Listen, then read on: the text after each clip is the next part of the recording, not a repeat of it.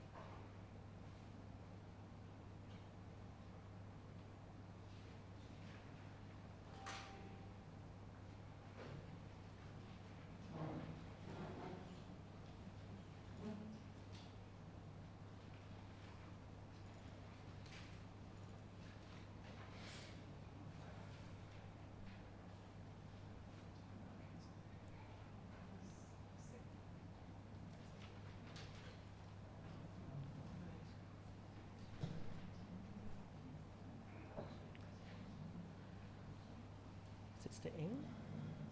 Can start now. Yeah, almost. Yeah, time. Sorry about.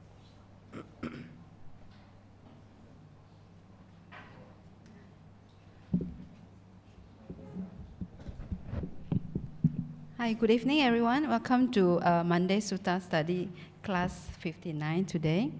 Everyone, please stand up as Bhante will light the candle.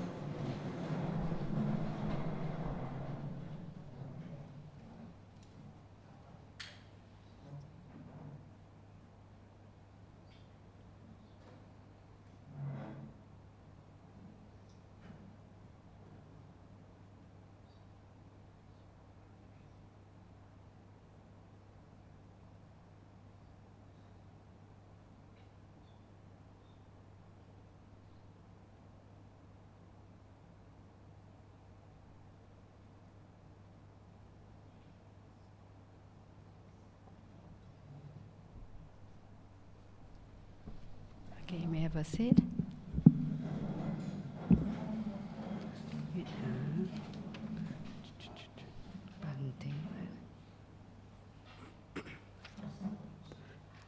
Okay.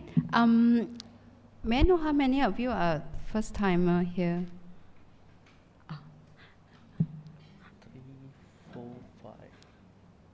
Welcome to the class. Just a reminder, if you are not part of the WhatsApp group, you can scan the QR code to join the group. And please mark your attendance, which is at the table, every time when you come for the class. Okay, before Bhante start the class, I'll share a brief introduction on Bhante, Dr. G.Chandima. Bhante is an associate editor of the Journal of International Buddhist Studies at the Buddhist Research Institute of MCU University in Thailand. Bhante was formerly a research fellow at the Center for Studies in Religion and Society, CSRS, of the University of Victoria, Canada. Bhante's most recent article, The Function and Contemporary Role of Sikha Pachakana, Abandoning the Training Rules in the Pali Canon, was published in the Journal of Buddhist Ethics under the Pennsylvania State University Press, USA. Bhante's work can be accessed at patisota.blogspot.com. Patisota blog was ranked 58 globally in the 100 best Buddhist blogs and websites for 2024. Okay, Bhante. Thank you. Thank you, Sister. A very good evening to all of you, Dhamma friends, who are here, who are joining for the first time, who are already here. Shall we get started by paying respect to the Buddha? Sadhu, sadhu, sadhu. Namo tassa bhagavatu arahatu samma sambuddhassa. Namo tassa bhagavatu arahatu samma sambuddhassa. Namo tassa bhagavatu arahatu samma sambuddhassa.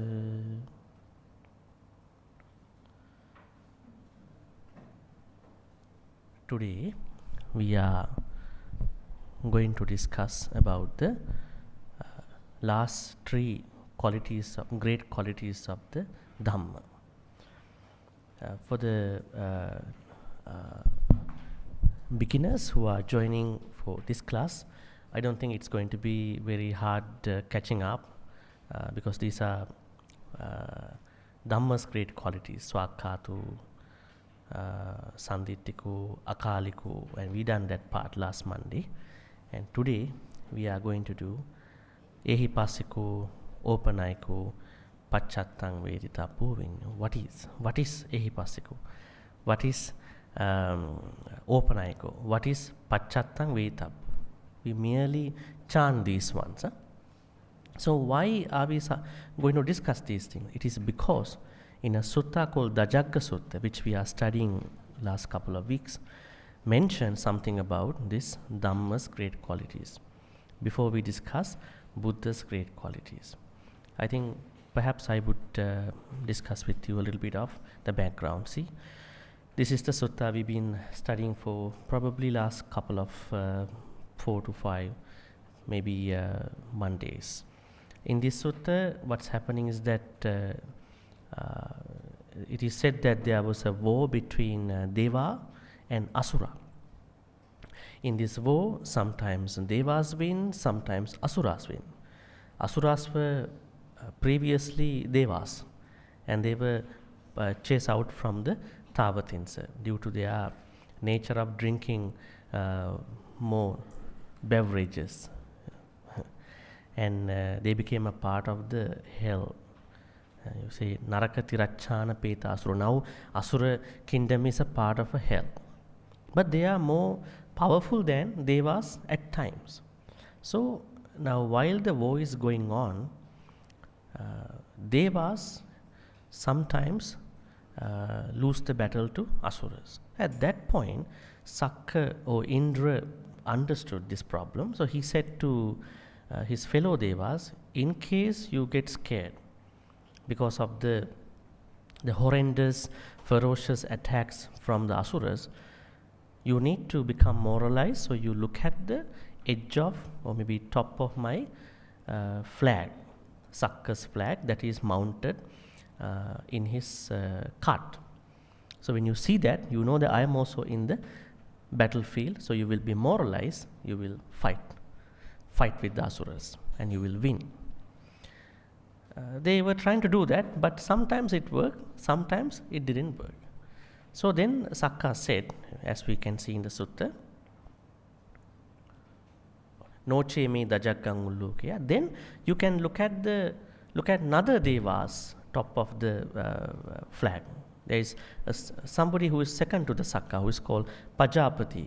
It is said that Deva Pajapati sits next to the Sakka in the Tavatins, in the assembly. So you can see the Pajapati's flag, the top of the flag. They did that too, but after some time, they also failed in that attempt, so they again got scared. Then in case, after by looking at Pajapati's flag, you get still fear and other negativities, then you can look at the flag of another Deva. Who is that Deva? Pajapati, then Varuna Deva. You can see Varuna is another very powerful Hindu Deva. They did that too, but after some time they still get to fear from the Asuras. And then what happened? Then Sakka asked to look at another flag, another Deva who is normally in the battlefield. His name was Isana. And then they were sometimes okay, sometimes not okay. Then what happened? They fell into a very practical issue in the battlefield to fight with the Asuras. Then at that point, the Buddha said to monks, Bhikkhu, Bhikkhuni community, at that point, it is very obvious why by looking at certain flags of different devas did not help them. Because when you are scared, you should look at somebody, you should think about somebody who has no fear. And you are also going to think about someone who has the same fear. How is that person going to help you out?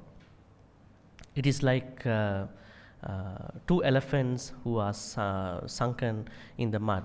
According to the Majjhima Nikaya Salayika Sutta. One elephant thinks, I want to help out the other elephant from the mud, but he is also stuck in the mud. It is not going to be possible. So you have to first get out of the mud, right? It's like the Bodhisattva's attempt, right? So Bodhisattva wanted to become the Buddha, and then he can help out other people, right? So if there is anybody over here who is trying a lot of spiritual practices, and if other people going to brand that person, you are such a selfish being, maybe that person might explain, no, it's for you guys, I will first enlighten and I will tell you what to do. That is the Bodhisattva's perspective. But in the Mahayana Bodhisattva concept, it's a little different. They say, I want to send everybody to Nibbana, and then finally I will be the one who will be attaining Nibbana. It's interesting. But in the Theravada school, it's not like that. I have to be the first. I don't know what about you. So it's a little bit, there are some odds in that thinking. So interesting. So there are things that we have to look at. So then the Buddha said, when you are scared, you need to think about someone who is fearless spiritually. So Sakka has raga, dosa, moha, lust, hatred and delusion. But the Buddha has no raga, no dosa, no moha. So when you think about the Buddha, when you are scared, the support comes from someone who is fearless, and you get affected by that fearless person. And you feel the oasis is over there. So that is how the sutta is flowing now at this point. And then Buddha told the monks, okay, let's say you get scared. He's telling monks. At that point, who are you going to think about? Are you going to think about Sakka? Sakka is not here. Are you going to think about Varuna, Pajapati, Isan? They are not here. So you are going to think about my great qualities. Right? Not me, my great qualities. What is Arahant? Why am I Arahant? Why am I Samma Sambuddha? We did that part a couple of weeks ago. Why am I Vijjacharana Sampanna? Why am I Sugatu? Why am I Lokavidu? So there are contextual explanations for each quality. So whenever you're scared, you have to think about Buddha as, not Buddha as a Buddha statue. In the first place, you might see Buddha as a Buddha statue, as a Buddha image. But Buddha from a little bit Dhamma way, from a Dhamma perspective.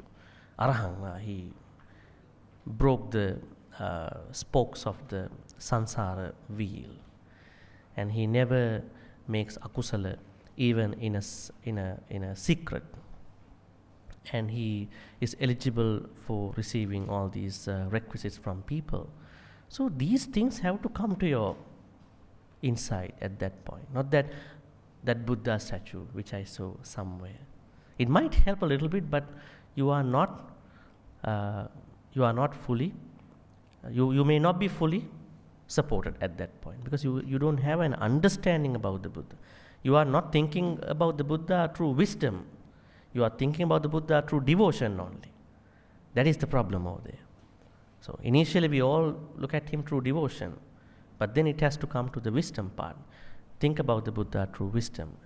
But sometimes, even after reflecting upon the Buddha's great qualities, still fear, horripilation, terror, other mental negativities can last.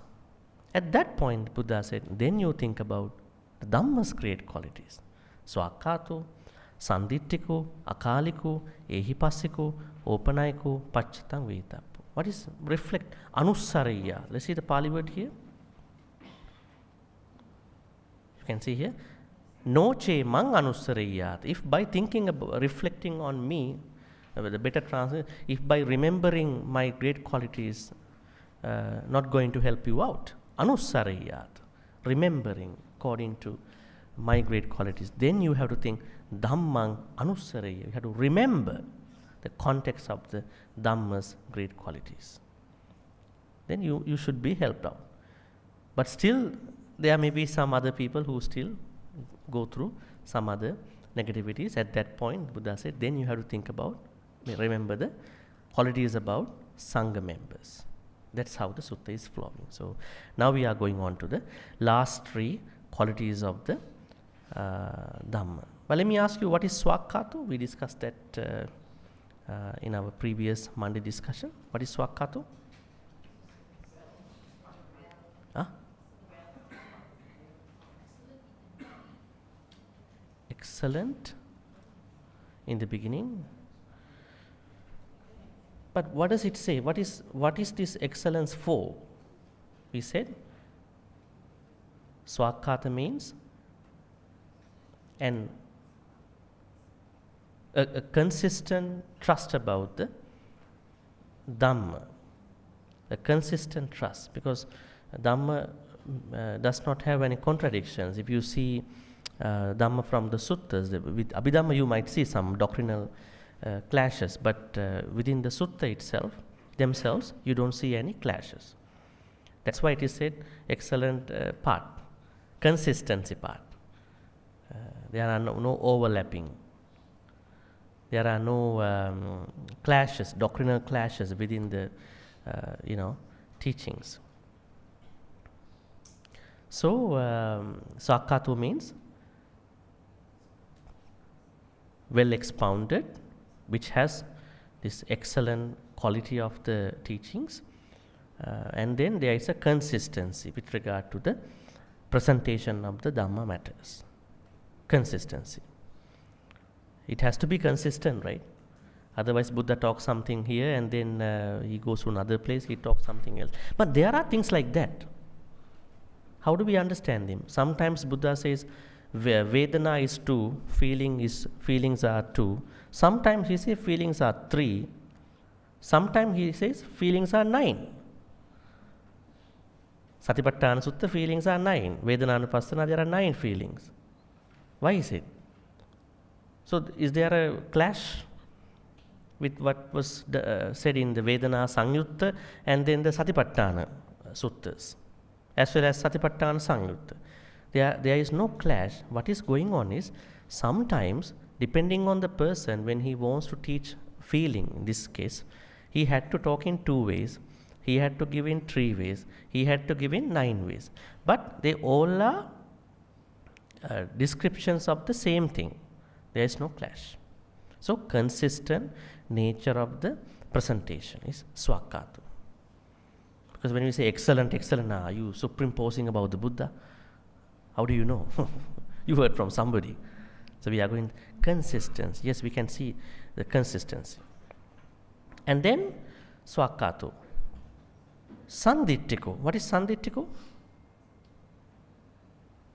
Sanditthiko? It has to be thoroughly studied and sincerely practiced. Its beneficial effects are for this life. It is to be seen here, not in the next life. But unfortunately, many people who are following Buddhism, they are practicing Buddhism for the next life, right? So that means they override this quality. They override this quality. They override with their own imagination. Buddhism is for next life. They do dana, they practice meditation. Why? Next life we don't know, And I gave you a certain happiness yesterday, yesterday and day before yesterday. Yeah. You became a human due to a very massive good karma. So you did it already. Why are you scared? You've done it already. Now you need a little bit of push to continue the same thing to the next life. But being humble for the good karma has to consistently work on 10 kusala, you will make that happen. But becoming a human again for another human, already an existing human, shouldn't be a problem. But for a person who is reborn in apayas, it can be a problem. Majjhima Nikaya's Balapandita Sutta says that. But people who don't read that, they say, no, even For a human to become re-becoming as a human is like that one-eyed blind turtle who is coming out every 100 years, then the yolk is going to stuck into his eye, he opens the eye. That's a wrong understanding. That's for the apaya beings. That's why it's very dangerous to be born as an animal, go to hell, because problem is not the suffering. Problem is you may not be able to come back from that state, not the suffering itself. We've been suffering a lot in our sansara. Problem is we don't know when we can get to this Dhamma teaching. We will never hear these things. We will never ever get any access to these things. That is the problem. Right? Okay, Sanditthiko means Dhamma is for understanding that the most benefit of Dhamma is here, not for the next life. But when you understand it's for here, you are doing well, you are becoming a good person, then next lives will be automatically taken care by that activity. You don't have to think about the next life. It's a chain, we understand. Whatever we do, due to what we do, next life will be created. So then where are we going to be very much concerned? Is it here or next life? Here, this part. Sanditthiko means we are going to understand that Dhamma, practice of Dhamma is for this life. We may die without becoming a Sotapanna, but at least we die with intention of becoming a Sotapanna. That's the plan. Right? That's the plan. So we are thoroughly studying. Thoroughly studying means Dhamma has to be studied widely. Dhamma has to be studied widely. What does it mean by wide learning of Dhamma? That means you go to every vihara, grab a lot of books from every vihara's bookshop, and then place in your whatever library. Now books become wide, you think your knowledge become wide. Is it like that or something else? What is this wide learning? Bahusutta. Buddha says in Mangala Sutta, right? How does he say? Bahu satchancha sippancha vinayocha susikkito. Bahu satcha. Wide learning, not provisional learning. Some people learn only 1, 2, 3 suttas and they think they know everything and they want to think everything with those 3 suttas. But they are only 3 contextual suttas. There are many other suttas about that subject. So we have to study under a teacher and understand what suttas are we supposed to read about this concept, that subject, this subject. Then only we have a little bit of wide learning, so we can understand the context. And the practice has to be very sincere. It has to be a sincere practice. What do you mean by sincere practice? Are we not practicing sincerely? How is your practice? Are you practicing sincerely? I see a lot of people nodding like this. That means, how do you practice that sincere practice? What is it? How to practice Dhamma sincerely? This is not for other people. And today, the last 3 qualities are clearly saying that this teaching is for us personally, not for my mother, not for my father. Mother will be benefited, father will be benefited, but it's for me. It's my personal journey. So I cannot become dishonest about my practice. I have to be very honest. So wide learning of Dhamma and then sincere practice. These 2 really help us to understand Sanditthiko. Then only you understand Dhamma is mostly for this life, primarily for this life. And the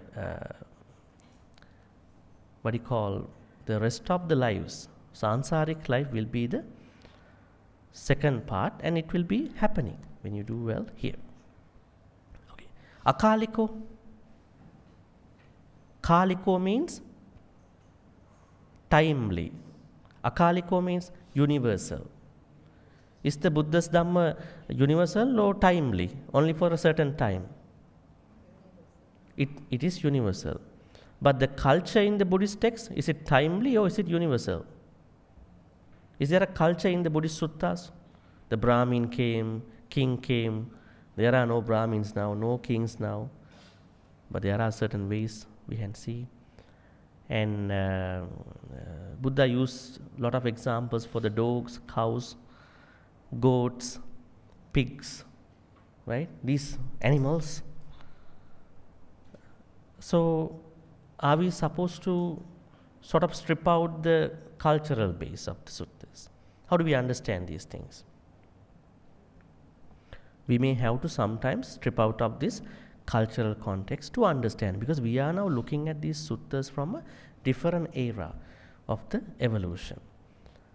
So we cannot sometimes take it from certain cultural perspective. Say for instance in the Singalovada Sutta, Buddha says, if you are a husband, if you are a partner, you must give jewelries to the wife. It's your responsibility, right? That's what Buddha says. But there is no such thing on the other hand. Now in today's world they are questioning why the Buddha didn't say, why can't the wife give any jewelry to the husband? What's the problem with that? So then we are saying to them that Buddha understood that culture at that time.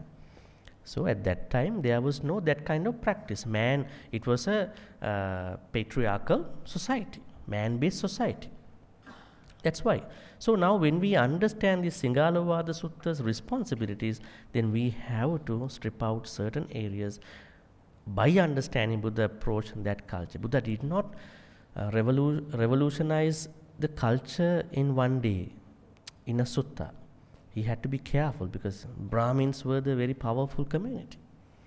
So how do we understand those things? Somebody might say, this is gender discriminating. Why only man? Why not the woman? What's the problem? The problem is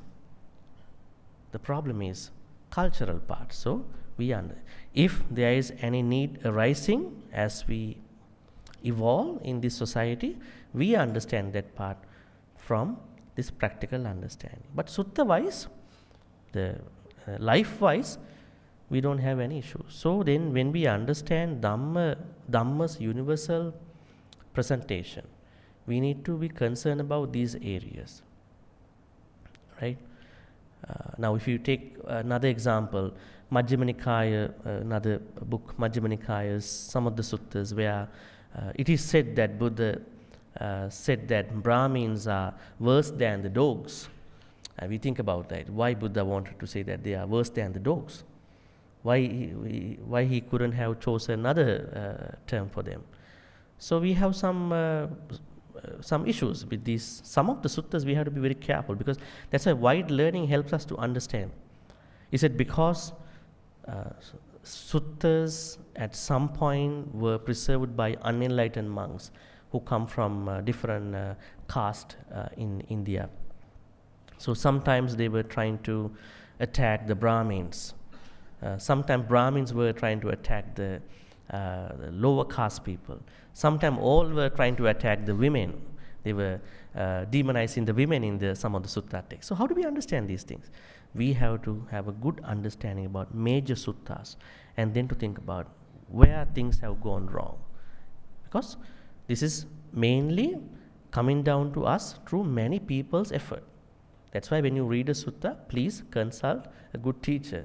Otherwise you will ended up in a very, I can't say that, in a very bad place. You will be really be badly impressive about the place.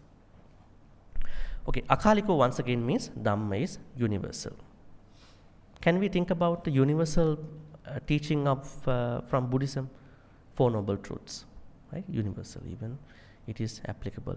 And then dependent origination, 12 parts of the Patisota. So they are all universal. Okay. Now we go into the today's part. Study Ehi Passiko, Opanaiko, Pachatang Vitabbu. Ehi Passiko. So Ehi Passiko is a hybrid term. What does Ehi mean?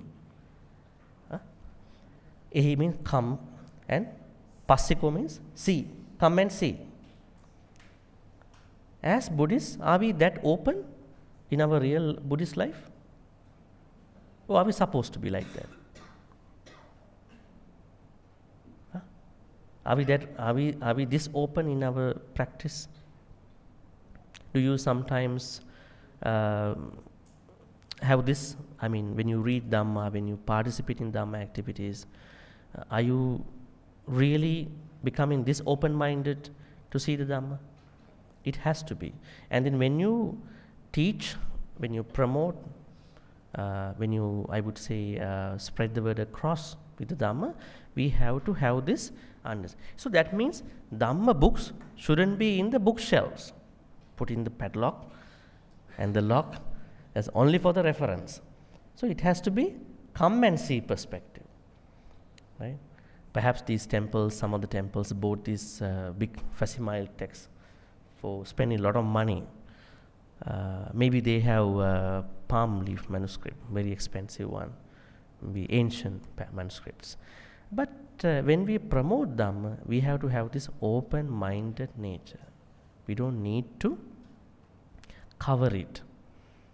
When somebody asks you, say for instance, what is Buddhism? Why did this happen? You don't need to defend Buddhism. Don't try to defend Buddhism. Just be open-minded. Just have a very honest conversation about it. Right? And then only you are understanding this quality. Let's see the text. Ehi passiko is a Pali term that translates to come and see or come and experience for yourself. It is a key characteristic of the Buddha's teachings, inviting people to examine. Not asking people to come and do. Inviting people to examine, experience, test. But there are issues. Now when we say to somebody, you test Dhamma, he might test in his own way.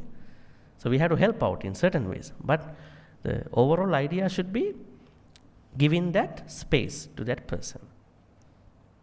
Not indoctrinating. We don't have to indoctrinate anybody. Because the moment we're going to indoctrinate, it's going to be another religion. This approach is rooted in an open, empirical attitude. What is this? Empirical, experiential attitude. We have to experience it. Rather than accepting teachings based solely on tradition, faith, authority, practitioners are encouraged to verify the truth through their own experience. Now when we discuss Dhamma with teenagers, young adults, we are reiterating this part all the time. Not asking to be a Buddhist, right? Might think about free thinkers, atheists, agnostics and all these people, but we are trying to let them understand, empirically understand life and Dhamma, own experience. This is what is happening to many. I mean, see, after certain years of their life, when problems happen to them, they come up with their Dhamma understanding. That is this part, right? Right. So this is what we understand by come and see. The principle underscores that the Dhamma is meant to be practiced, experienced, and validated in one's own life, rather than accepted blindly. What do you think about your life? Are you bornly Buddhist? How many of you are bornly Buddhist? When you were born, mother, father said to you, you are Buddhist now. Huh? Born Buddhist. Not born again. Huh? Others? That means you were all proselytized, converted to Buddhism by somebody? Huh? Because you were not raising your hand. What's wrong with you? You were not bornly Buddhist. I mean, Mahayana or whatever. You just free thinkers. Taoist. Yes, Taoist. And then, how is the change happen? At which point? Many of you. And so, I mean, how did it happen? University. For some, it was the university, maybe learning. And others? Huh? Crisis. Yeah, crisis. Yes. And others? Accident. That's a good example. By chance. Yeah. Accidentally. There was surveys written that Buddhists are the happiest people. Oh. So that's how I decided. I see. So that means there was a misconception. You wanted to study, and you finally you became a Buddhist in that approach. And very interesting answers. That means some were born Buddhists, and some studied Buddhism at the university level, and some became Buddhists by chance, accidentally. And then others, how did you come to these Buddhist teachings? Yeah? Reading books. Huh? Yeah. That means what made you to reading books, probably, yeah? Reading books, maybe Dhamma talks. Did anybody become Buddhist by social media? A lot of things happening on social media. The people get to know, we fall in love on social media. So I was wondering. Young people. Young at heart. Others? Any other answers? How did you become this level of Buddhist? This level of at this point?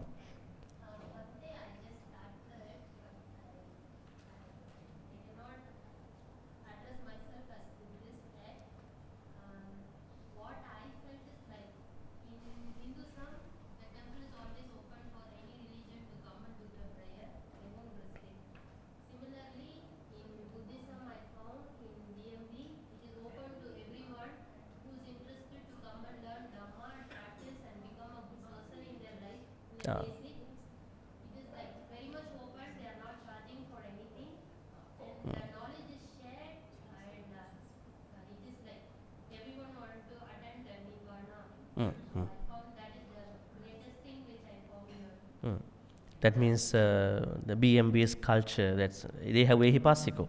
Come and see. They are not branding. Buddhists should only come to the temple, huh? Right? So it's good. So that's another channel.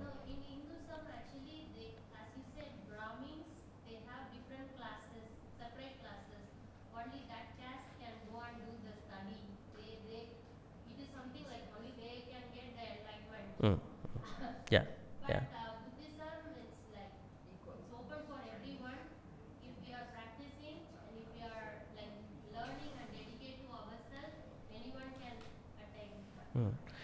Yeah, interesting. And other ways?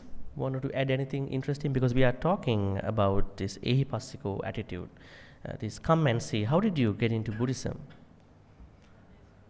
Sunday school. Who sent you to Sunday school? Maybe mother, father, and then? Yes.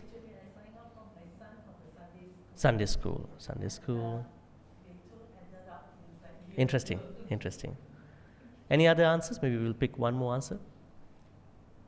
Or you suddenly became Buddhist. You slept and in the morning you became Buddhist. Yes. You mean?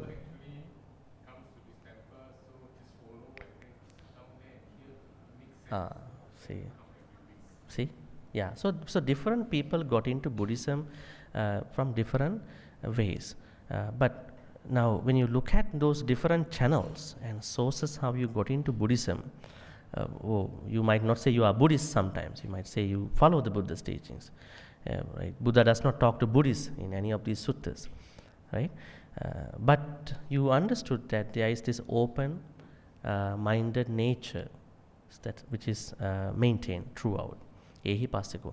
If you look at the Buddhist stories themselves, they have this idea too. Can you think about any Buddhist story where Buddha showed this come and see free thinking nature in any of the suttas?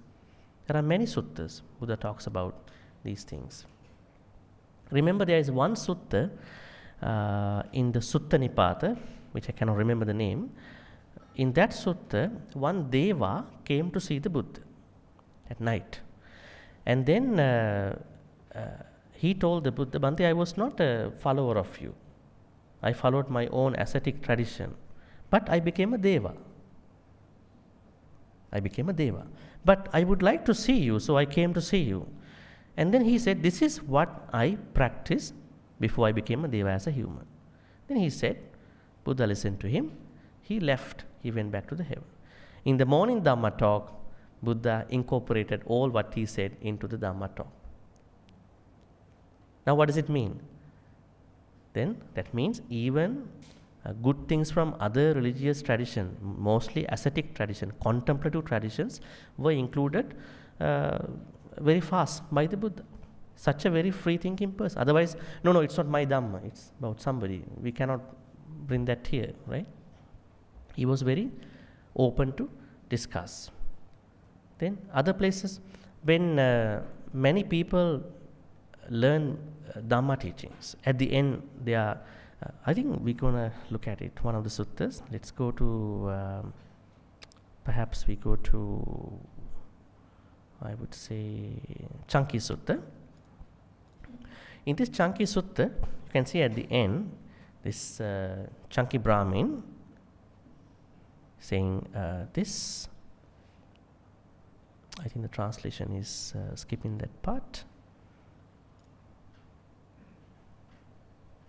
Right.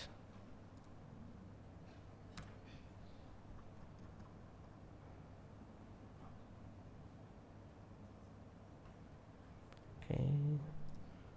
Perhaps we have to go to Pali text.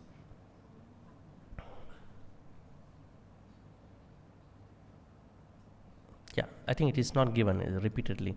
Abhikkantambo Gautama, Abhikkantang, excellent. They were happily saying to Buddha some of the, some of the very repetitive, happy statement. Moolhasava Maggang Achikkeya. Buddha, I understood Dhamma just as someone who lost in his way is to be told by someone, this is the correct way to go, right way to go. It is just as that person finds the right way, I understood Dhamma from you. Andakareva telapajjo tandar. It is just as someone lights a candle in the darkness, I understood Dhamma. You seem to have lighted a candle in my darkness of my ignorance. You lighted it. And nikkujitang ma ukkujiteya. If there was a pot that was turned downward, you turn upward, and then now the water is going to fill. So I want to become I want to become a Buddhist, a follower of you, and I want to proclaim outside, this rich man, this Brahmin became a follower of the Buddha. What did the Buddha say? You don't need to do that. You just follow your religion. And at times you come to the vihara and learn it. What a good thing is that? And then see, finally, upasakam mam bhavang gotamo dharetu ajatakepan. Okay, if you don't like that idea, then I want to proclaim I'm going to be upasaka from today until I pass away. So Buddha never encourages anybody to make a procession that I became a Buddhist, to declare, publicly publicize that I am a Buddhist. Such a very humble person.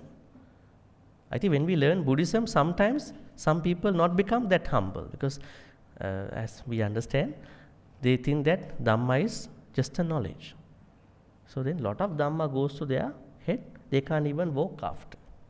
Heavy beings, lightness will go. So Buddha is such a humble person.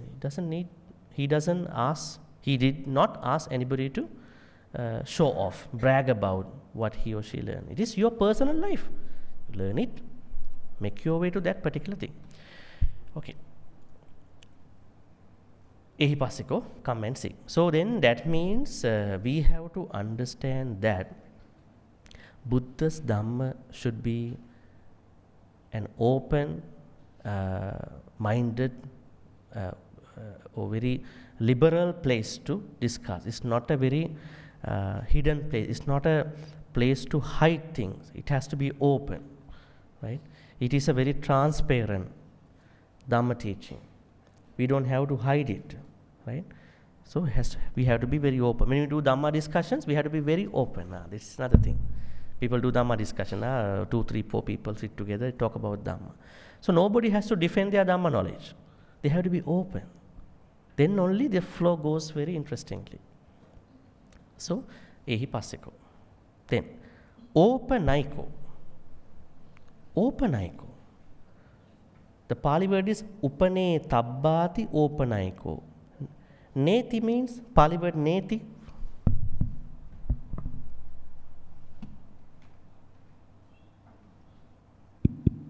What does Pali word neti mean?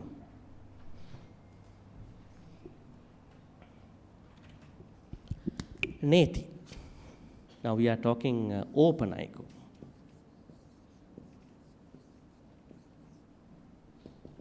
Open aiko. So how does it make up in Pali? Upanetabba. Don't worry, a Pali word I am going to write. Netabba. Netabba means to lean towards. Lean towards individual, me. Lean towards me. That means Dhamma has to lean towards individual. Lean towards oneself. That would be a nice way to say. It has to be leaning towards oneself. So that means leaning, not outward, leaning inward. Is it happening in our life? Or we are using it as a culture only? We are using it as a set of another religious teaching? Is the learning of the Dhamma, understanding, learning, understanding, realizing, or are all these things are leading inward or leading outward to a book? It has to be, supposed to be. Supposed to be. But we have to be very careful. Let's say we learn about metta practice, unlimited friendliness. So how do I really benefit from my metta practice? Maybe the sutta studies, Dhamma talks about metta. How do I really get benefited from this learning? It is by thinking how to lean that knowledge inward. Inward means to my life, my personal life. Because if I don't become a good person, I cannot think about this goodness, this skillfulness on other people. So open aiko means netabbo. Netabbo means lean towards. This open aiko is making up with, in Pali, netabbo means leaning. Leaning towards. We can say leaning inward. Inward to our life. Leaning to where? Leaning to our heart. Right? Leaning to our heart. Finally, it has to go to the heart, not just to the knowledge part, not just to the mind, brain. Right? Now, how many things we study in the university? Yeah, a lot of things we are studying in the university, but we make them forget when we get the job sometimes. Huh? That heavy load of knowledge is left because we don't want that. What if somebody is studying Buddhism in that way? Only as an academic point of view. So it has to, the right Dhamma things has to lean inward to the heart. It describes a quality of the Dhamma that encourages practitioners to turn inward and apply the teachings directly to their own life. Directly to their own life. How to apply Dhamma directly to our life? That means there are people who are applying Dhamma indirectly to their life too. Right? There may be, yeah? How to do that? Say, for instance, Buddha talks about compassion, kindness, karuna. So, how to apply karuna directly to our life? Huh? How to do it? Huh? We have to first be kind to us. I am kind to myself. How to be kind to others without being kind to myself? Like people who are doing fitness things, no pain, no gain. You're going to put a tagline over there. I am kind to myself. I am kind to myself. So this is the beginning. You are turning your attitude about karuna, not just as a Brahma Vihara, another meditation, a good thing. No. It has to directly tap into our personal life. I need to be kind to myself. How to be kind to myself? We have to look at it from different angles. I have to take care of my health. Anybody who does not take care of his or her health cannot be taken as a good Buddhist. Huh? They have no karuna for oneself. Not taking enough rest in his or her life, not taking care of other things. So it's a very broad spectrum thing about life. So karuna has to start from oneself. Metta has to start from oneself.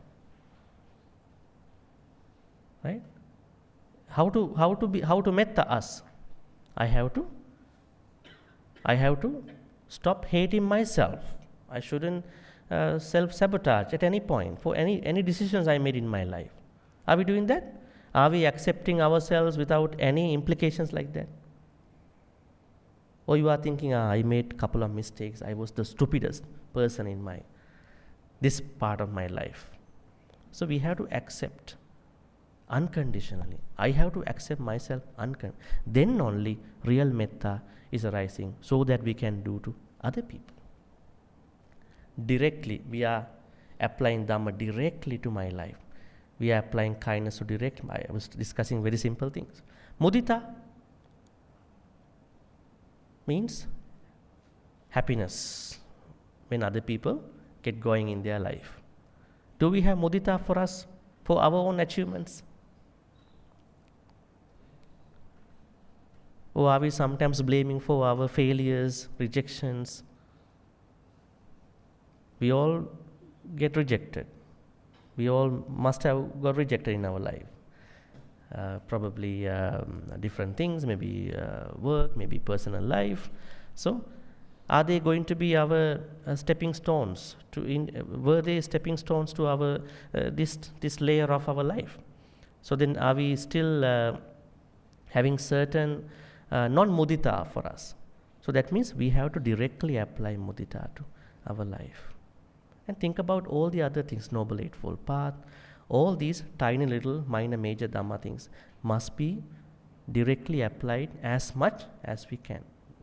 I know it's a tedious effort, it takes time, but at least you should be in the process to do it. So this leading or leaning inward, this idea means that you are letting Dhamma come to your life, so that you are feeling good about your learning, because it's not just a mere knowledge you write down and bring the book back home and by next Monday 4 o'clock, okay, where did I leave up and come back with the book. This is something different, more than that knowledge, people, right? At least one drop of Dhamma should have gone into that true real life.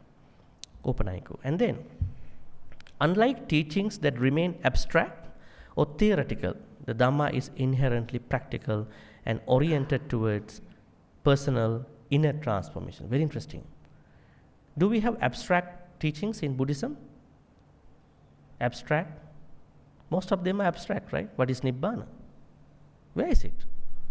So we look at it from our own technical framework, but there are abstract teachings. But we don't mind about these abstract teachings, because we understand in order for us to transform personally, we need that kind of a Dhamma framework.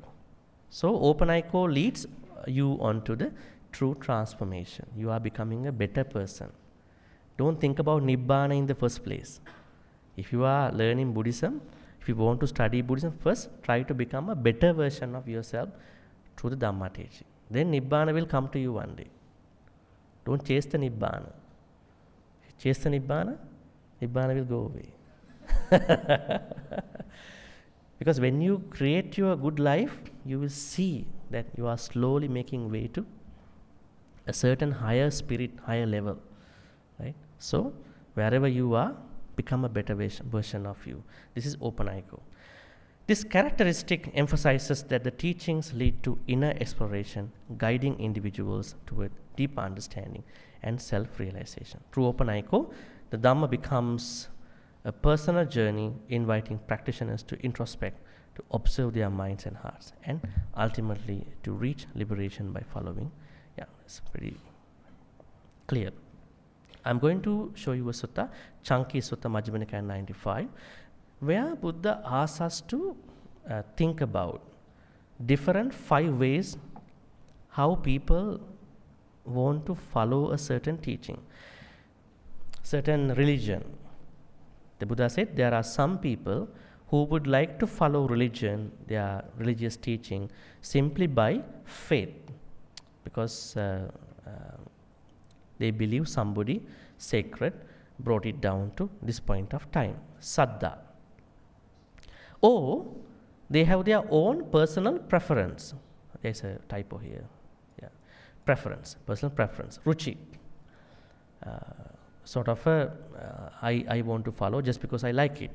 So these are mostly emotive aspects, emotional aspects of choosing a religion, a teaching.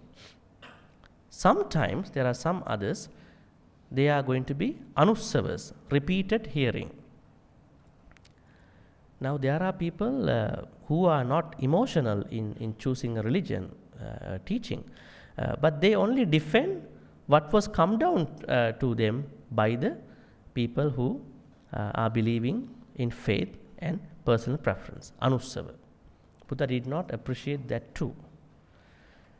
And then he suggested akara parivitakka, reason, thought, and being convinced of a view after pondering over it. That means rationalization is important. We have to rationalize, reason out Dhamma teachings. How to rationalize Dhamma? May I ask you? We normally rationalize akusala, right? Not many people rationalize kusala. How to rationalize an akusala? You're going to be very logical about the akusala activity. Say for instance, someone who is becoming alcoholic at the same time want to say that it's okay to become alcoholic. This is a rationalizing akusala. More bad karma will be created by that person. Maybe someone is bullying other people, emotionally abusing other people. And when he or she been asked, he might say, no, it's okay. My family, what's the problem with you? Right? So rationalizing one's own bad akusala activity, that has more bad karma.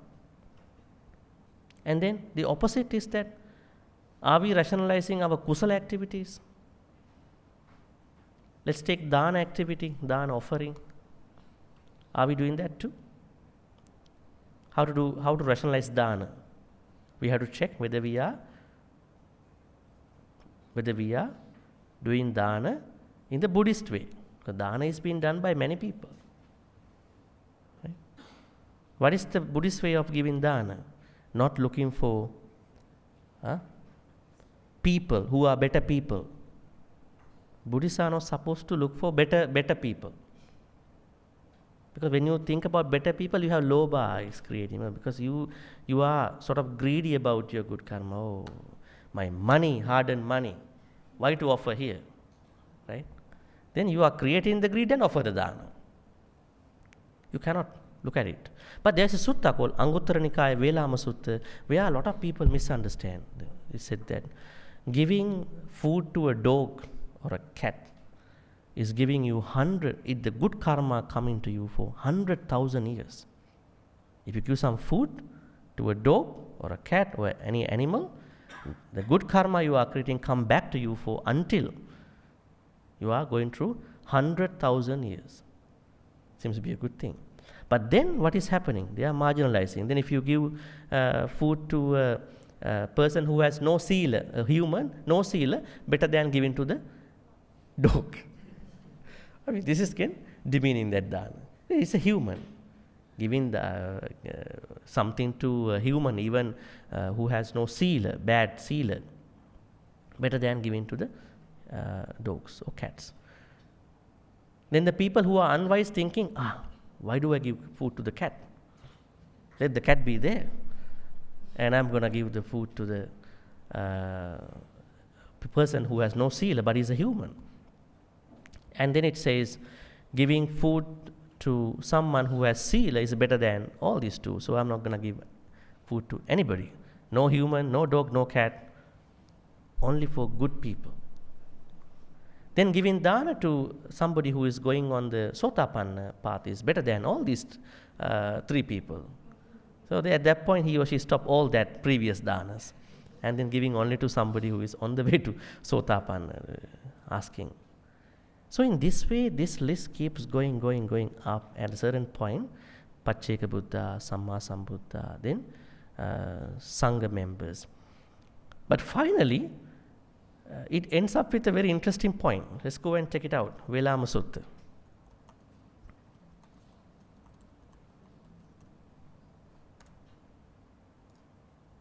This is Anguttara Nikaya's 9.20. Okay, we'll see.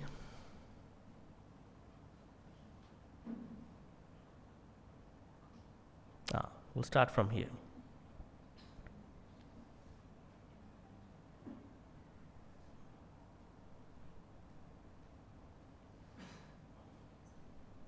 Yeah, you can see non-returner, Anagami, then Pacceka Buddha, Arahant person, Pacceka Buddha, Samma Sambuddha here, and then Samma Sambuddha with Sangha members, and then you can see somebody who has precepts, and then somebody who has who practices metta even for a moment. So giving dana to someone who has metta even for a moment is better than giving dana to Buddha also. Then stop all the other danas, prior danas. If you find someone who is doing metta, give dana to that person. That is some people think. And then it would be more fruitful to develop a heart of metta even just as long as it takes to pull a cow's udder than to undertake the training rules, right? And then, that's not the final point, terminus. It would be more fruitful to develop the perception of impermanence, anicca sanya, even for as long as a finger snap. Everything is anicca. And then those people finding out who are doing that, finger snapping for anicca sanya, and then giving dana to that person. This list shouldn't be misunderstood. This list was taken from a certain perspective of the dana. But lay people cannot practice dana this way. Then you are only looking for somebody higher than all these people. Then you are creating hatred, you are creating lobha, you are cherry picking the audience, recipients. So, this was taken from a different angle of karma. It's not going to be relevant to your day-to-day dana. My suggestion is make every opportunity you are going through in your daily life a dana moment. It could be a cat, it could be a dog, it could be a bird, it could be a human. You are going to be generous to each and everybody. That is the proper dana. Because you will find all these people one day. You don't have to look for one person here. When you are giving like that, one day it could be Arahant. We never know. Somebody could be a Sotapanna. But if you're stopping all the danas, no, I'm not going to give dana to Vihara monks. I think there are better monks somewhere else in a forest. I got to find out them who they are, right? So that will demean your generous thought. So now going back to our point here. How to rationalize our kusala? Rationalizing means understanding the proper dana, not getting caught up with unnecessary things. You understand, I want to be generous at any point. This is the way. The Buddha said in one sutta, if people know just as much as I know about the dana, they will never eat alone. They will share every single bite of the food. If people know in as much how I know about the dana, they will never eat alone. Even a biscuit, I think, in our understanding. They will share, because dana is such powerful. But don't starve, in that way, don't starve just sharing all the things. You have to be comfortable. So the thing is, try to be generous in your own way. Don't try to look for better people. Then you create a lot of, so rationalizing. What about other things? Let's take another example. Sila. How to rationalize Sila? What is Sila to you? Become a disciplined person. Is discipline very important to us? It's important, right? It has a certain level of organized nature. A good Buddhist is a very organized person. What is being organized? What are the basic levels of being organized?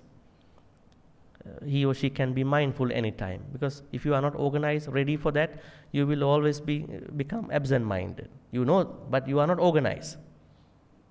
You know what it is, but you are not organized to become so. And more importantly, karma. It's a responsibility. People who are not organized enough cannot do good karma, because they don't take the responsibility. They do whatever they want.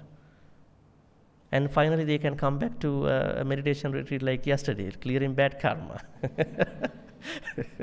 Doing bad karma. I mean, I'm just thinking, just kidding. So, a good Buddhist, a good person who is really following Buddha teaching, is a more organized person in terms of spiritual life. One way is taking responsibility for each karma. And then other one is understanding how to become mindful. These are all organized activities. We have to become organized. And then, okay, now our question is how to rationalize Sila. Everybody is taking precepts, Pancha Sila, 5 precepts, sometimes 8 precepts. But how to rationalize? How to become, have you ever given some thought how to become truly a Sila person? Why do I practice Sila? Have you ever thought? I am practicing Sila to go to Samadhi. I don't need to end up in my Sila. That is why I practice Sila. So you are rationalizing why, for what? Am I wasting my spiritual life with unnecessary Silas? You are rationalizing. Then Bhavana, meditation practice. How to rationalize it? You are going to check with your meditation. Am I really progressing in my meditation? Am I still struggling in my meditation? Am I really following the right instruction? Have I already found out the right teacher? So you are going to rationalize your practice. That is very important. That is called this 4th and 5th levels ways that are mentioned in the Chanki Sutta. It is a part of Opanayiko, leading towards. Otherwise, you cannot bring Dhamma into you, because you have to do that. And then, you can read this one later. Finally, why is the Buddha's Dhamma referred to as Pacchattam Veditabbo Vinyu? This is interesting, last great quality. Vinyu means, who are the Vinyus? Vinyu mean? Those who have a Vijnana? Vinyu means those who have a Vijnana, or those who have a consciousness. Vinyu means a Pali word for the wise person. You need to become a Vinyu one day. I think you may be already a Vinyu. Have you ever found out this Pali word somewhere in your Sutta readings? Metta Sutta. How is it given? Naparu paranni kubbeta nati manyeta katta chinankanchi vyarosana patika sanya nanya manyas. We don't find it. Where is it? Nachakuddang samachare kinchiyena vinyu pare upavadi. What is this? Last skillful habit, 15th skillful habit, 15th one. What is it? Never do any akusala that is criticized by the wise person. So that means the one in the temple who is scolding everybody is becoming the wise person. Is that the wise person, or somewhere else? That means should we be scolded by other people? It's not like that. Wise people will never scold. Wise people will give you a guidance, a kind guidance to you. Now, Buddha says, this Dhamma, how to understand, how to experience this Dhamma. Now we want to bring it to our life as we understood in the earlier quality, open ego, leading to inward. He says, to be personally experienced by the wise. If you are the wise person, you must experience personally. Pachatta means personally. Looks like a private activity. Huh? It's a personal activity. Why is it? You may learn as a collective group here, but the true Dhamma goes inside personally, with your personal experiences. Pachattang vetabbu vinyo heti. First of all, I wanted to discuss this vinyo part a little bit, because Buddha says Dhamma can be experienced only by the wise people. Others cannot. That's what it says. It says Dhamma to be personally experienced by the wise people. If you are not wise, you cannot experience. It might be a knowledge for you. Then we have to understand, who is this wise person? Who is this person? And we know in Mangala Sutta, Buddha says, Asevanacha balanang. Don't associate unwise people. Panditanang, another word for vinyu. Associate wise people, but still not clear about who is Pandita, who is vinyu, who is Sappurisa. Right? So, in order to understand that, we have to go to another sutta called Sevitabba Sutta. This sutta, you can read this later. Buddha says that who is a Sappurisa, who is a Vinyu, who is a wise person, the one who always come up with kusala thoughts. By default, not by effort. There are people with, I'm having a lot of greed now, I have to de-escalate myself in my practice. It's not. That person, the normal, natural thoughts are very generous thoughts, not greedy thoughts. And then no ill will at all. All the thoughts that are coming to that mind are goodwill stuff. Always want to help other people, no cursing other people, not throwing any tantrums to anybody. Very, very goodwill stuff. That means in case you happen to come up with a thought with regard to the curse, swearing, you can be taken as a vinyu. Dhamma is far away from you. Very, very far away, long way to go. So, and then samadhi. So, the one whose natural thoughts are wholesome. This is one criterion. Second criterion is ones whose speeches are naturally wholesome. Always words are truthful. Words are always bringing people together, unity of other people, no bad mouthing. And then the words are very pleasant according to where she is living. And then always spending every moment of time with virtuous, necessary, important word structures. So this is happening naturally. This is the second criterion to understand the wise person. Third criterion is actions. The wise person's natural actions are always trying to take care of other people's life, other people, beings' life, and then take care of their possessions, and then naturally they are in their relationship borders, parameter, they are within their relationship borders. Naturally, not by effort. If you still think your journey is still a by effort journey, Dhamma journey is still a by effort journey, you have to do a lot of challenges are coming up, that means still you are not yet there.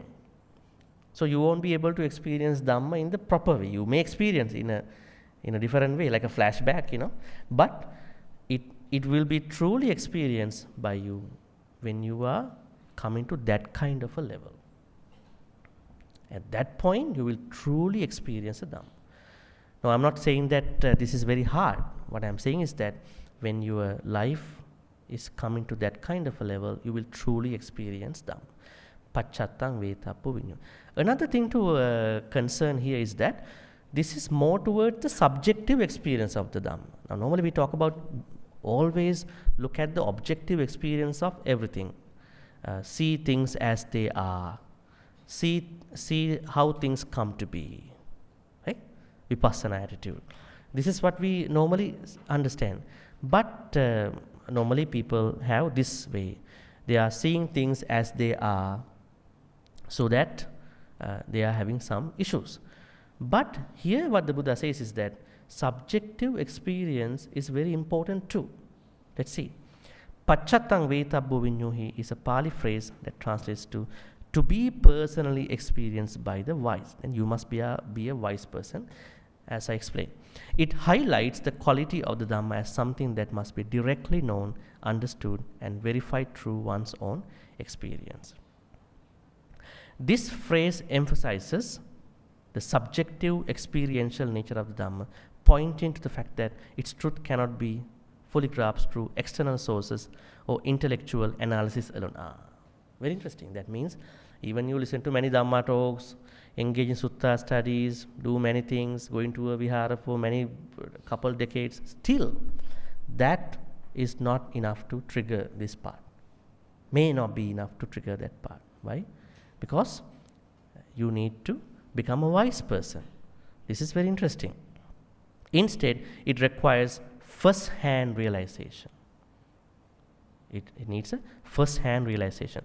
Pacchattam vetabbu vinyu suggests that true wisdom and insight arise when the teachings are lived and understood deeply within oneself, making the Dhamma a personal and transformative journey for each practice. So I'm taking collective Dhamma hearing, like what you are doing here now, and collective Dhamma activities, volunteer activities, all that. How are they going to help?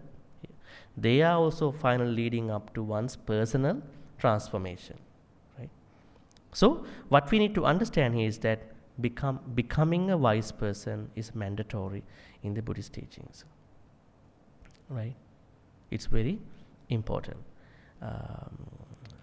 Buddha actually always makes a note about the futile nature of associating the bad people. Why is it? Why this company with the unwise people bring us a lot of problems? Why is it? It is because there is something that is going parallel to this concept. That means Kalyana Mitta Sampada. That is why Buddha is making a highlight over here. He said one day, Venerable Ananda told the Buddha, I think accomplishment of Kalyana Mitta friendship is only half of our spiritual practice. He said one day. Then Buddha said, don't say as such. And the entire spiritual journey depends on the Kalyana Mitta friendship. That is why Vinyu is another term for the Kalyana Mittas too. It's a very important part. Now, say for instance, if we don't have the access to the Buddha's teachings, how to become wise? We are not able to become wise. And plus, lot of information on internet about Buddhism, they are unverified information. A lot of people add in their own ways. So how to verify this information? Somebody should be there to understand from Pali itself, who may have read couple of books and suttas. So, Pacchattam vetabbu, that means you will truly understand Dhamma when you become a wise person. I hope you are already near level of wisdom, near level of wise nature. How to become wise? Always try to think good thoughts, speak good words, and then act with good actions. You will try in the first place, but later on with the practice, you will become as such. You don't need to put effort for that. So this is called Pacchattam vetabbu. So going back again for the 3 qualities we did today. Ehipassiko means this open-minded nature. We are, when we study Dhamma, when we learn, when we invite somebody, this Dhamma studies, whatever Dhamma studies have to be very open. This also tells the temples, viharas, Buddhist centers must be open to everybody. Their nature of approach should be non-sectarian. Finally, So it's easy for people to come, not like this, that. So it's non-sectarian attitude. And then open ICO means we have to bring our Dhamma understanding towards our own personal experience. That is called open ICO.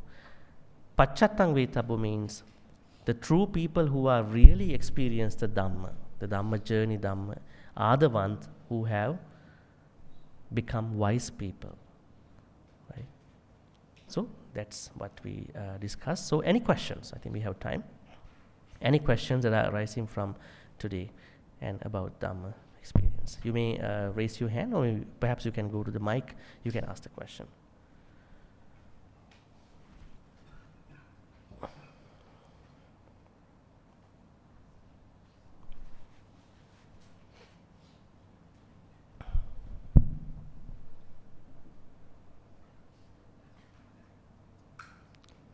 With today's discussion, we are finalizing Dhamma part. That means we are from next Monday, we are going to the Sanghas great qualities. So,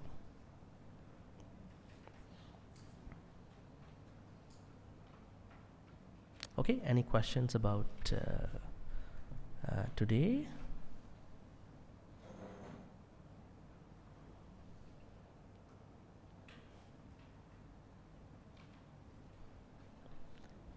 I think I explained the importance of asking useful Dhamma questions, because otherwise you will die with the questions. You will carry the question to the next life. Never know whether you will find the teacher and then with the right conditions. So just don't leave them with you if you have.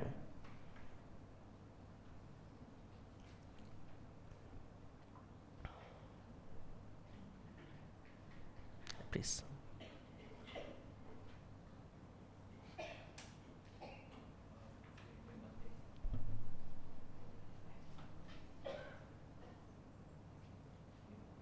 I think whole press until you see the number.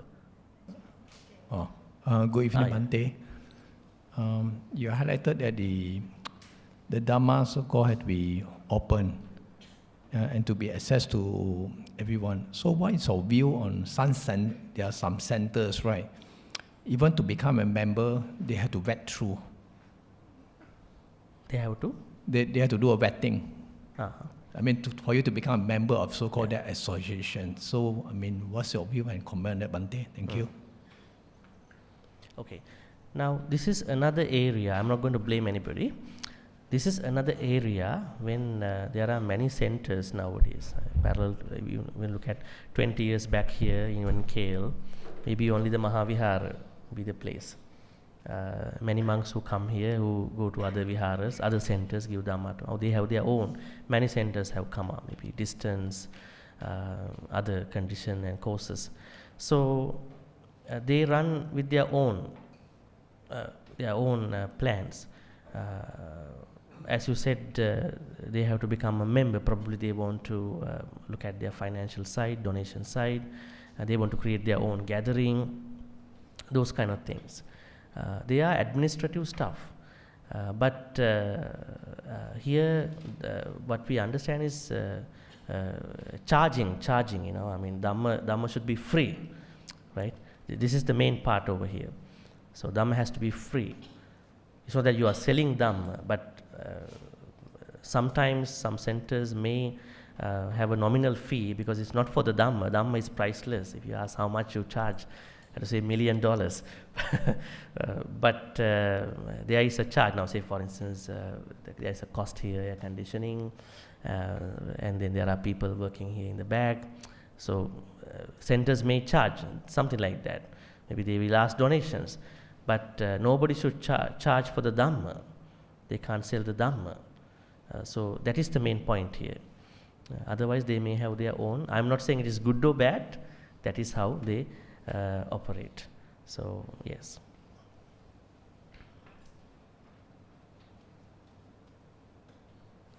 I think something very interesting has to happen in our Dhamma experience in one day, because these suttas, they all are still lying as a story.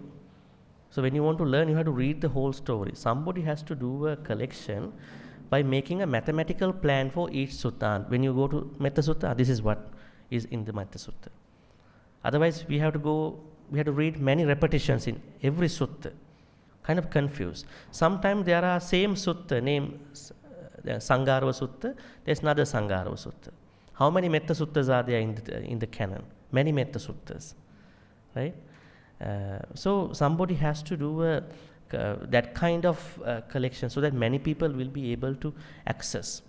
Now the way how the canon is now used, you have to read the whole sutta with the story. That's an extra effort. So say for instance you go to Metta Sutta, 10 stanzas. So somebody has to read the whole 10 stanzas, but still don't understand. But if somebody says, no, first 3 stanzas talk about 15 skillful habits. If you want to practice metta, you have to start from there. And the rest of the stanza, this is what it says, not go to each and everything. So this kind of thing will open many people's, I think, minds. I think we have to think this ehipassiko attitude in that sense. Then centers also will feel easy to attract many people, because they are also still promoting this, whatever the things that they have. Yeah. All right, any other questions? Please. Evening, Bhante.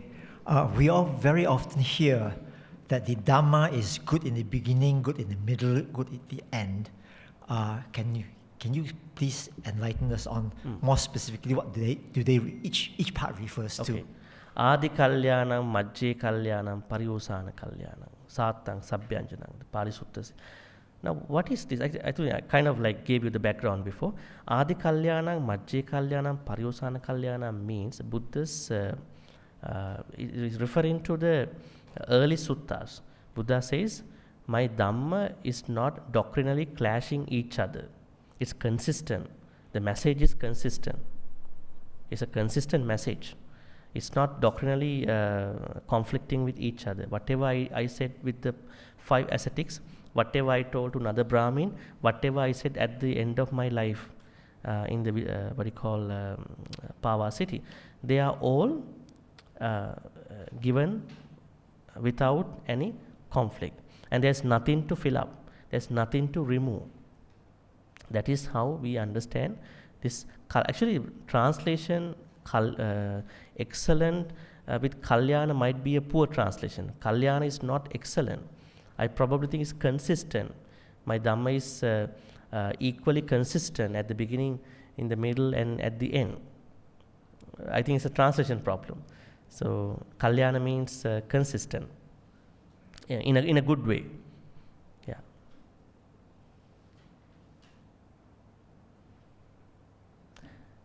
But Buddha never said just because of that we have to believe it blindly. Everybody under a good teacher, learn, study, learn, understand. He even asks us to investigate who is the Buddha in the Vimansaka Sutta Majjhima Nikaya. All right, so we will pick one more question and we will wrap this up. Yes, please.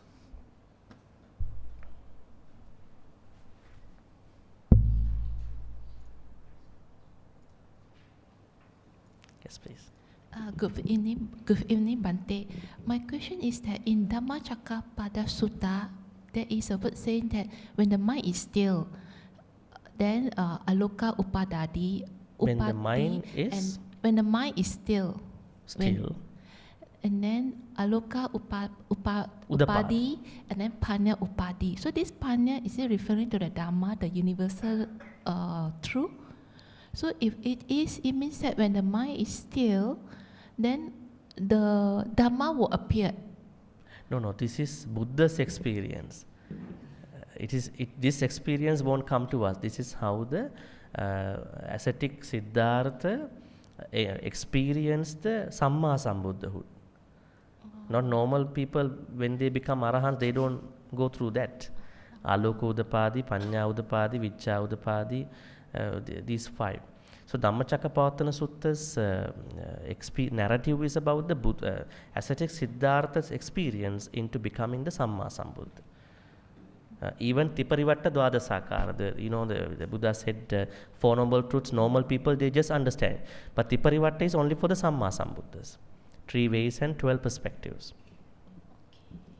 So I think it's only for bodhisattvas to become a Samma Sambuddha, that experience. Their Panya means his Panya, the lofty Panya, yes, the greatest wisdom that he got. The 4 noble truths. But it is the fuller version of that, because some arahants have issues with regard to the Buddha's arahanthood. I think let me explain to you that. Yeah. Now there was an arahant called Pilindi Vacha.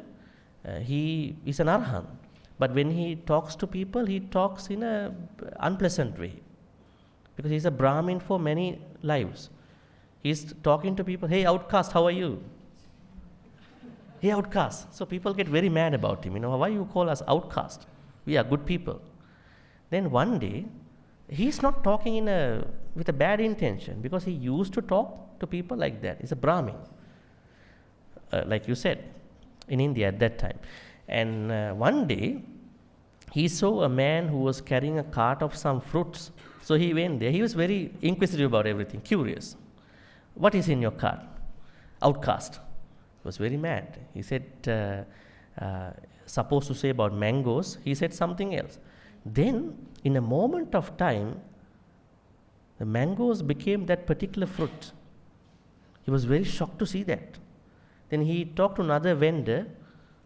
My fruits became the fruit that I said to that monk. He doesn't know who is that.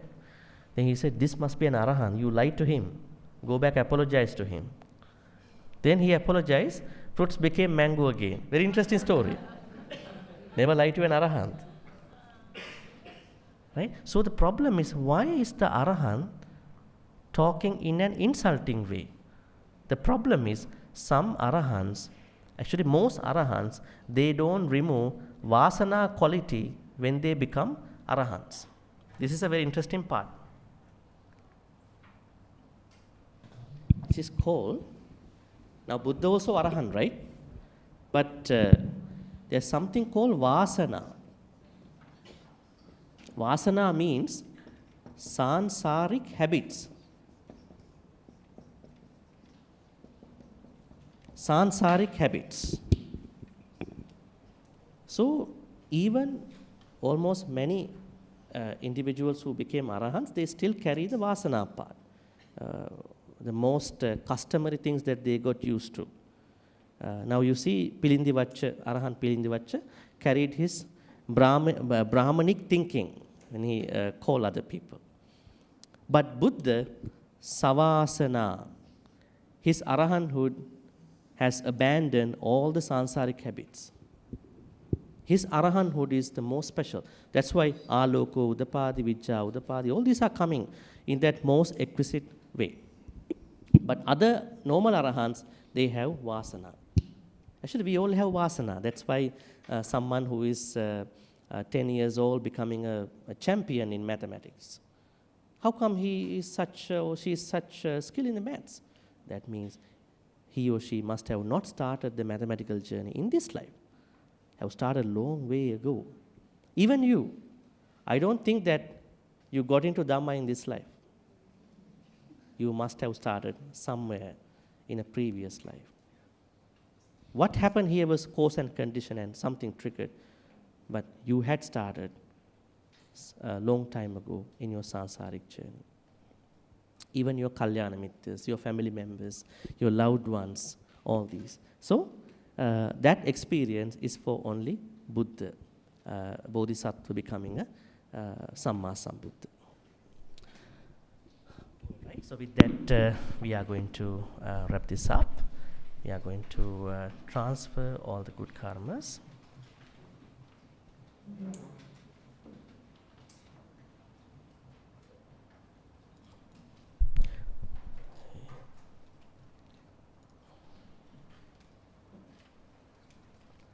Right.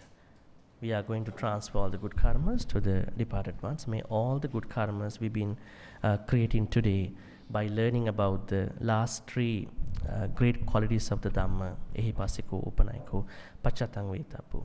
May all these good karmas be transferred to all the departed ones who passed away in the name of all of us. May they be well and happy. May they attain the supreme bliss of Nibbana.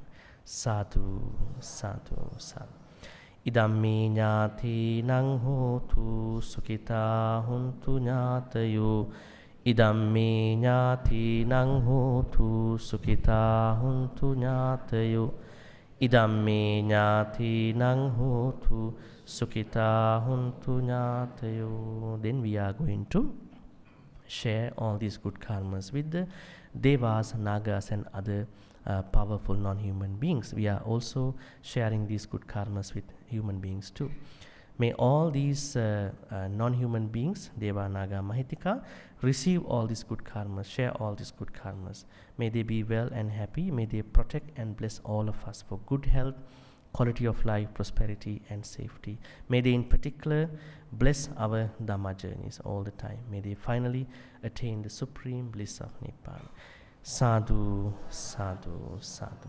Ittavatacha amhehi sambatang punya sangpadang sabbe deva anumodantu sabba sangpatti siddhya. Ittavatacha amhehi sambatang punya sabbe bhuta anumodantu sabba sangpatti siddhya. Ittavatacha amhehi sambatang punya sangpadang sabbe satta anumodantu sabba sangpatti siddhya. Akasattha ca bhummattha devanaga mahittika punyantang anumoditva chirang rakkhantu sasanang. Akasattha ca bhummattha devanaga punyantang anumoditva chirang rakkhantu desanang. Akasattha ca bhummattha devanaga mahittika punyantang anumoditva chirang rakkhantu mang paranti chirang rakkhantu tvan sadati. We also continuously make our Dhamma wish. Our Dhamma wish is may we be able to be surrounded with Kalyana Mittas. We understand the importance of Vinyu, Sappurisa, Pandita, and in other words, Kalyana Mittas.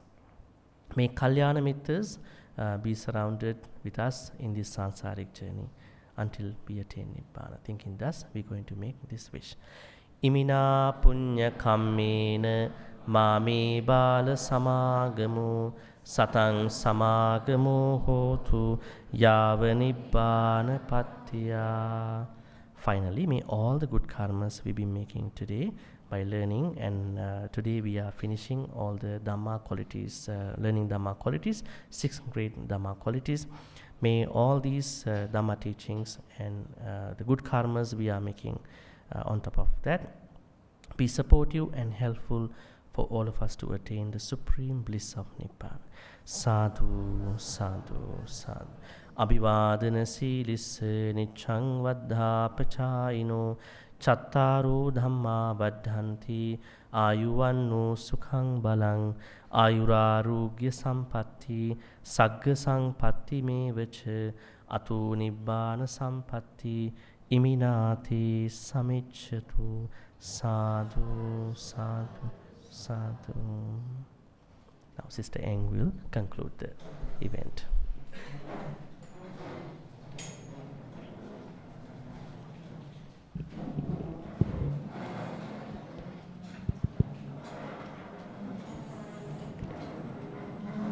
Let's pay respect to Bhante by taking 3 bows together.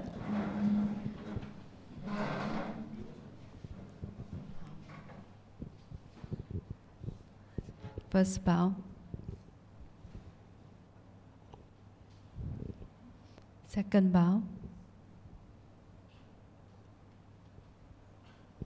Third bow.